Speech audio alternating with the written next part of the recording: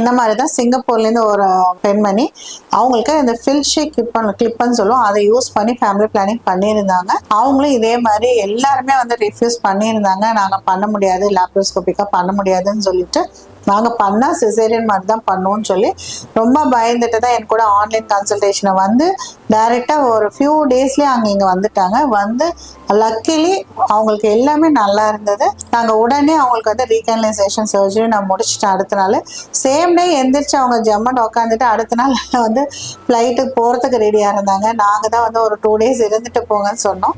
So அவங்களோட own எக்ஸ்பீரியன்ஸை எப்படி இருக்குன்னு சொல்லியிருக்காங்க பாருங்கள்.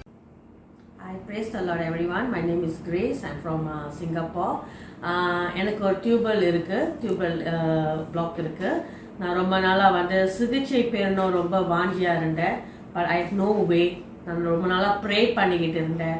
அப்போ வந்து நான் கர்த்தரோட கிருபை சென்னையில் நிறைய ஹாஸ்பிட்டல் சிங்கப்பூர்ல இருந்து நான் கன்சல்டேஷன் கூகுள் ரிவ்யூவில் பார்த்துக்கிட்டு இருந்தேன். அப்போ பார்த்துருக்கிறப்போ தான் GBR கிளினிக் எனக்கு தெரிய வந்தது.